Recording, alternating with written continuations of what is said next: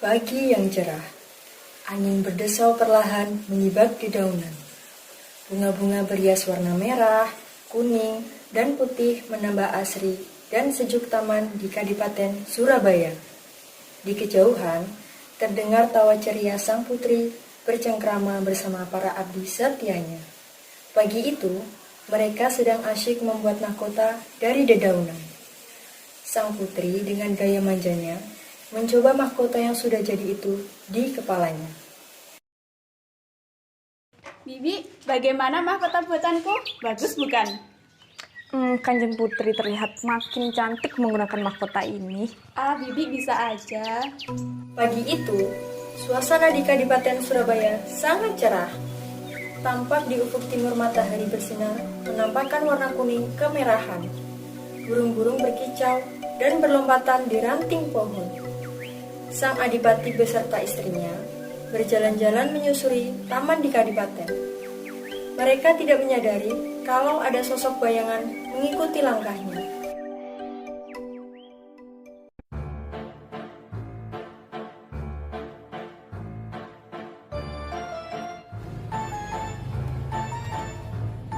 Adinda, apakah kau merasakan ada yang mengikuti kita? Sepertinya iya Kanda, ada yang mengikuti kita. Hei orang yang mengikutiku, siapa kamu? Tunjukkan wajahmu. Kalau tidak, akan kulempar dengan ulat bulu. Oh, jangan ayah, jangan. Aku Purbawati ayah. Astaga, Purbawati, kenapa kamu mengikuti kami diam-diam?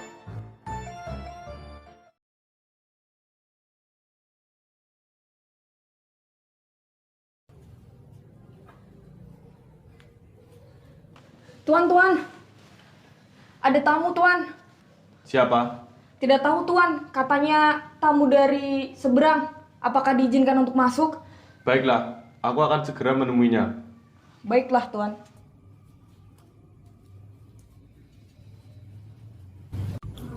Hei anak muda,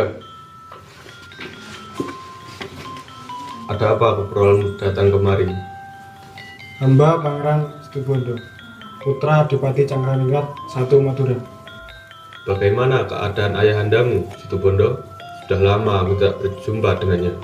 Ayahanda Cangkraningrat sehat Tuan. Beliau menitip salam untuk Tuan. Aku senang mendengar kabar itu, Situbondo. Sudah lama aku tidak bertemu dengan Kakanda Cakraningrat. Kalau boleh tahu, apa kedatanganmu sepagi ini di Kadipaten Surabaya? Pasti ada hal yang penting. Mohon maaf sebelumnya Tuan. Kedatangan hamba kemari memang memiliki maksud yang sudah lama berpendam. Apa itu? Katakan saja. Hamba mendengar Tuan Adipati memiliki putri sematawayang yang sudah beranjak dewasa. Hamba ingin mengenal dan melamarnya. Bagaimana Tuan? Apakah hamba boleh mengenal dan melamarnya? Begini Situbondo, aku tidak bisa mengambil keputusan ini sendiri. Akan kutanyakan kepada putriku terlebih dahulu. Baik Tuan. Adipati Jayangrana beserta istri dan Dewi Purbawati bersepakat menolak lamaran Situbondo dengan cara halus. Namun, kegelisahan hati Purbawati tidak bisa ditutupi. Ia takut jika permintaannya tersebut dapat dilaksanakan oleh Situbondo. Dengan muka terlihat muram, Purbawati berjalan hilir mudik tak jelas. Sesekali, ia menengadahkan wajahnya ke langit-langit kamar sambil tangannya tak henti diketuk-ketukan ke meja. Tampak kegalauan hati Purbawati. Ketika melihat hal tersebut, ayahandanya mencoba menghibur dan mencarikan jalan keluar.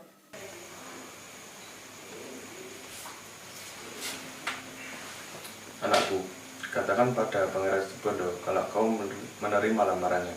Asalkan Pangeran Situbondo mampu membuka lahan dan menghijaukan barat Kabupaten Surabaya tanpa harus merusak tanaman yang ada. Kalau ia menyatakan sanggup bagaimana ya? Itu tidak mungkin putriku, karena hutan barat Surabaya itu sangat luas dan banyak binatang buas. Jika Situbondo mampu, ia akan menyerah. Baiklah, mari kita menemui Situbondo. Adinda Purbawati, apa jawaban Dinda? Pangeran Situbondo yang terhormat, saya menerima perkenalan Kakang. Namun ada syarat yang harus Kakang penuhi. Apakah Kakang bersedia? Apa itu? Katakan saja. Seperti kakak Situbondo ketahui, di hutan sebelah barat Surabaya perlu dihijaukan kembali dan sebagian dijadikan pemukiman. Apabila kakak Situbondo berhasil menghijaukan kembali hutan tersebut dan menjadikan pemukiman, maka saya akan menerima lamaran kakang. Bersediakah kakang untuk melakukan hal tersebut? Karena ini untuk kepentingan rakyat di kabupaten. Hanya itu permintaan Purbawati. Iya kakang Situbondo. Baik, aku akan melakukan sekarang juga. Siang itu, cuaca sangat cerah. Mentari bersinar dengan gagahnya, seolah-olah ingin menyapa siapapun yang melintasi di bawahnya. Semilir angin membuat suasana Kadipaten terlihat sejuk. Kadipaten Surabaya kedatangan tamu dari Kediri. Tamu itu seorang laki-laki gagah dan tampan, putra Bupati Kediri. Ia bernama Jaka Taruna. Maksud kedatangannya ke Kadipaten Surabaya adalah ingin menemui Dewi Purbawati. Jaka Taruna adalah teman Dewi Purbawati. Mereka sudah saling mengenal satu sama lain. Bahkan, Dewi Purbawati sudah mulai menaruh hati kepada Jaka Taruna. Ketika melihat kedatangan tamu asing, Adipati Jayangrana pun menyapanya. Siapa sebenarnya engkau, anak muda? Sepertinya sudah akrab dengan putriku. Maafkan saya Tuan Adipati, nama saya Jaka Taruna. Saya datang dari Kediri, ingin menemui Dewi Purbawati. Oh, kau sudah mengenal putriku, Purbawati. Lalu, apa tujuanmu datang kemari? Tujuan saya datang kemari, ingin melamar Dewi Purbawati, Tuan. Duduklah, putriku. Apakah engkau mengenal tamu kita? Iya ya, saya sudah mengenal Mas Jaka Taruna. Dan apakah engkau tahu tujuannya datang kemari? Tidak ya, saya tidak tahu tujuan Mas datang kemari. Jaka Taruna kesini ingin melamarmu, seperti halnya Situbondo. Apakah kau bersedia menerima lamarannya? Engkau boleh melamar putriku Dewi Purbawati dengan syarat seperti yang dilakukan Pangeran Situbondo, yaitu membuka lahan dan membuat pemukiman tanpa merusak habitat hutan. Apakah engkau bersedia, Jaka Taruna? Siap, Tuan. Saya bersedia melakukan syarat yang Anda berikan dengan sepenuh hati. Pertemuan Situbondo dan Jaka Taruna. Perjalanan Jaka Taruna akhirnya sampai juga di hutan yang dimaksud Dewi Purbawati. Ada sedikit rasa khawatir dan was-was menyelimuti hati Jaka Taruna, karena ia belum pernah memasuki kawasan hutan selebat ini. Langkahnya sangat hati-hati dan kemudahan terlihat jelas di wajahnya. Jaka Taruna memang tidak terbiasa melakukan pekerjaan berat ini.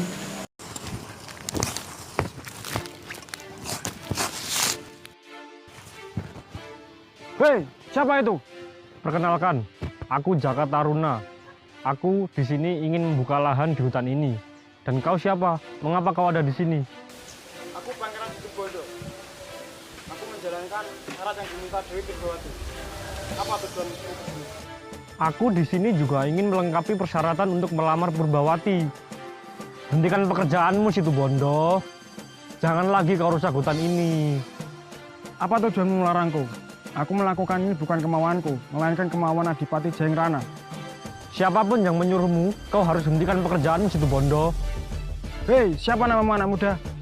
Pergilah dari sini, jangan mengganggu pekerjaanku. Aku tidak ingin meladenimu. Situbondo, apa kamu tidak menyadari bahwa pekerjaan yang kamu lakukan ini sia-sia? Setelah mengejek Jaka Taruna, aku tidak peduli kata-katamu. Aku tetap akan melakukan pekerjaanku sampai selesai.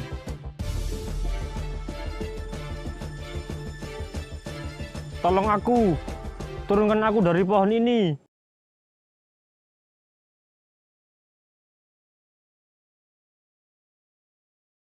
Joko Jumput pencari kayu. Alkisah, di sebuah desa terpencil di hutan sebelah barat, tepatnya di desa Buntaran di wilayah Tandes. Hiduplah seorang janda miskin bersama anak lelakinya. Pekerjaan sehari-hari perempuan ini adalah penjual jamu. Sehari-hari, perempuan yang bernama Mbok Birah ini mencari dedaunan dan akar-akaran sebagai bahan jamu. Mbok Birah memang sudah cukup renta. Untunglah, ia mempunyai anak yang rajin dan sayang kepada dirinya. Anak Mbok Birah bernama Joko Jumput. Nama ini memang terdengar aneh di telinga. Jumput itu bermakna ambil atau pungut. Jadi, sebenarnya Joko Jumput bukan karena melihat kondisi ibunya yang makin ringkih dan sakit-sakitan. Joko Jumput tak tahan. Ia kasihan melihat ibunya pergi ke hutan, sekedar untuk mencari bahan membuat jamu. Mbok, Iya nak, mau kemana? sepertinya persajian kayu di dapur sudah mulai habis. Saya mau pergi ke hutan, Mbok. Oh iya, kalau gitu kamu hati-hati ya. Iya, Mbok. Pekerjaan mencari dedaunan dan akar-akaran diambil alih oleh Joko Jumput. Tolong! Hei Kisana, siapakah engkau? Mengapa tubuhmu tersangkut di pohon? Nanti akan aku ceritakan semuanya kepadamu. Baiklah, aku akan menolongmu turun dari pohon.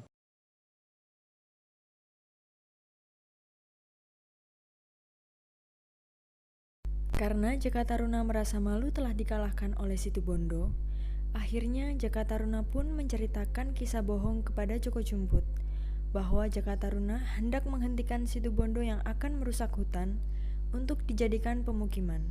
Dikarenakan Joko Jumput adalah si pelindung hutan. Joko Jumput pun merasa marah ketika mendengar cerita Jakataruna. Itu loh, orang yang bernama Pangeran Situbondo. Benarkah orang itu yang kau maksud? Jika aku adu kekuatan dengannya dan aku dapat mengalahkannya, hadiah apa yang akan engkau berikan kepadaku? Aku janji akan mengabulkan semua permintaanmu. Akan tetapi, jangan lupa setelah kau berhasil mengalahkannya, ambil ikat kepalanya. Baiklah, aku pegang janjimu. Aku akan tepati janjiku.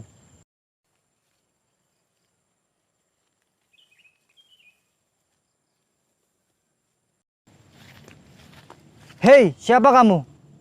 Kamu siapa? Berani sekali membangunkan tidurku. Oh, namaku Joko Jumput dari desa seberang. Aku lihat engkau membawa kapak dan alat-alat pemotong pohon. Apakah engkau akan membabat habis hutan ini? Apa tujuanmu membabat habis hutan ini? Aku memang ingin membabat habis hutan ini untuk dijadikan pemukiman yang baru. Apa? Kamu tidak terima? Kalau engkau berkas hati tetap ingin membabat habis hutan ini, sama saja engkau menghilangkan sumber kehidupanku. Itu bukan urusanku. Aku tidak peduli dengan pendapatmu. Pergilah. Sebaiknya engkau menjauh dariku.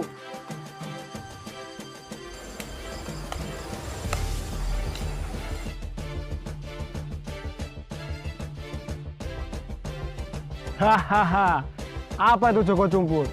Hanya cambuk kuda, mainan anak kecil. Silahkan, bagian mana yang mau kamu pecut? Aku tak peduli omonganmu, Situbondo. Rasakan cemetiku. Aduh,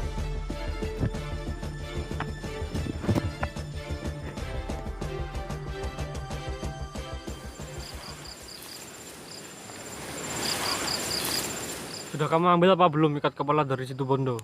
Sudah. Mana sini coba aku lihat. Hei Joko Jumput, lihat itu. Ada yang bergerak di balik semak-semak. Mana? Coba aku lihat.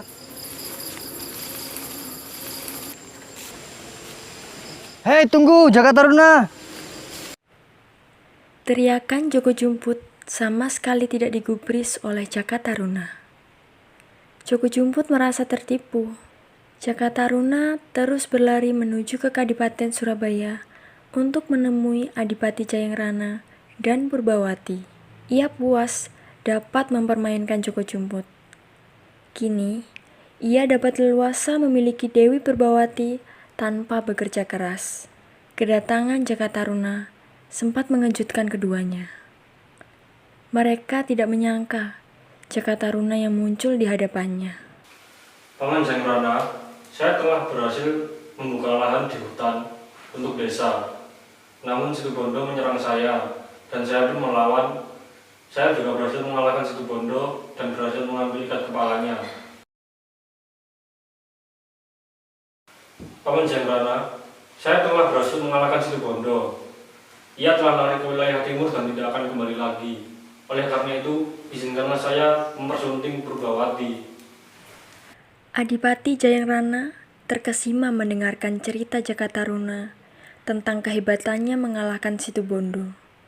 dan dikejutkan kehadiran Joko Jumput.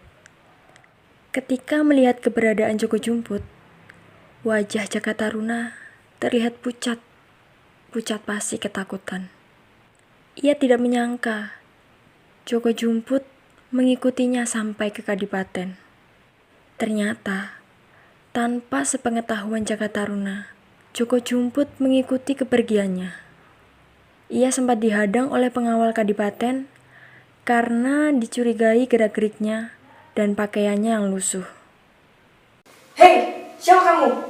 Apa maksud kedatanganmu ke Kadipaten Surabaya? Aku Joko Jumput, anak pembira dari pinggir hutan. Aku ingin menemui tuanmu. Aku ingin menjelaskan tentang siapa Jaka Taruna. Dia banyak berbohong, izinkan aku masuk. Tidak semua orang boleh masuk ke Kadipaten. Jelaskan dulu apa maksud dan tujuan datang ke sini. Para pengawal pun akhirnya mengizinkan Joko Jumput masuk ke Kadipaten. Cukup lama Joko Jumput beradu alasan dengan pengawal Kadipaten. Akhirnya, Joko Jumput diizinkan masuk menemui Adipati Jayangrana. Kebetulan, pada saat itu Jaka Taruna sedang menceritakan keberhasilannya mengalahkan Situbondo. Hai anak muda, siapa namamu? Apa maksudmu datang kemari? Maaf Tuan, orang ini telah mengambil ikat kepala milik saya. Mohon maaf atas kelancangan hamba Kanjeng Adipati Jayangrana. Pangeran Jaka Taruna telah membohongi Kanjeng Adipati. Sebenarnya hamba yang telah mengalahkan Situbondo, bukan Jaka Taruna.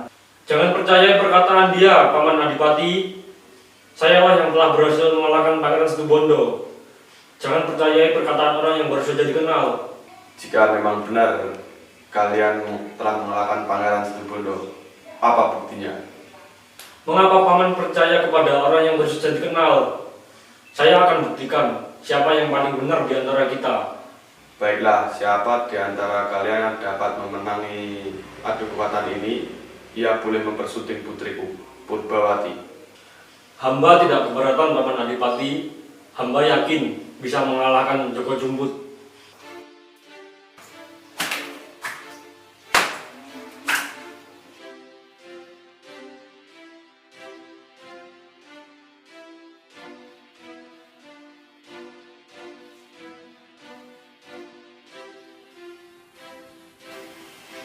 Jaka Taruna, kenapa engkau membohongiku? Aku sangat kecewa denganmu. Jawablah Jaka Taruna, mengapa engkau membohongiku? Jawablah pertanyaanku. Jaka Taruna, mengapa engkau diam dan membisu seperti patung? Jawablah Jaka Taruna, kamu membisu seperti patung saja.